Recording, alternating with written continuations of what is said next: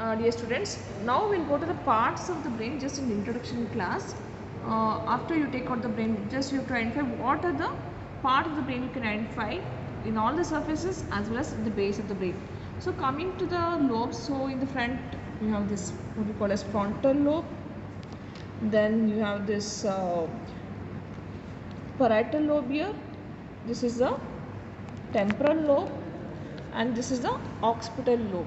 So these are the two cerebral hemispheres where the falx cerebri was there and we have taken out, and it is connected by an important white matter what we call as corpus callosum. So when you take a section, the medial section of the cerebral hemisphere, you can make out this corpus callosum.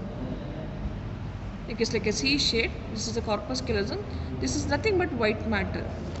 So any part of central nervous system, you will have the white matter, the grey matter. White matter consists of the nerve fibers. The grey matter is a nuclei.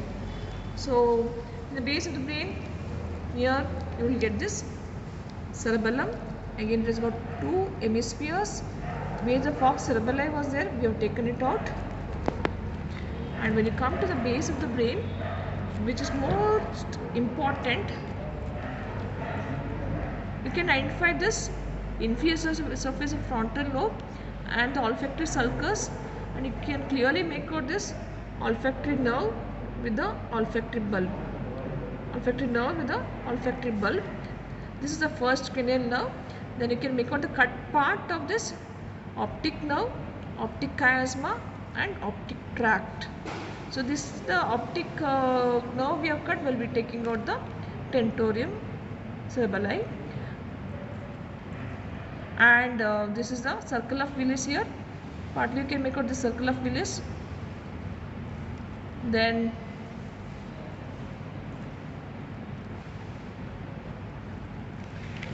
mammillary bodies, the two mammillary bodies here, and this is the pons medulla oblongata, and which continues as spinal cord. You can clearly make out the basilar artery here.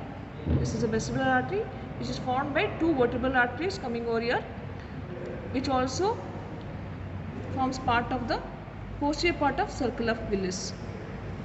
And in the medial surface of the brain, when you take the medial surface of the brain, as I told you earlier, this is the corpus callosum here, corpus callosum, and we will have the cavities. We will have the cavities in the each of the cerebral hemisphere. Here it is called as lateral ventricle. This lateral ventricle connects with the third ventricle through intraventricular foramen. So where I have poked the needle, this is the intraventricular foramen. This is the thalamus. This is the interthalamic addition. This is the hypothalamus, part of hypothalamus. Then here you will get the midbrain. This is the midbrain. This is the pons, and here the medulla oblongata. So the cavity between the pons and the cerebellum along with the medulla oblongata, this is called as fourth ventricle. So this is a fourth ventricle.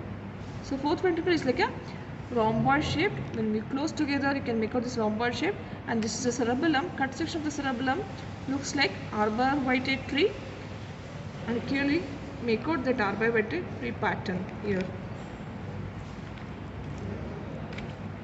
So coming to the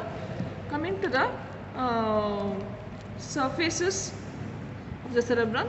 So this is called a superolateral surface, and this is inferiolateral surface.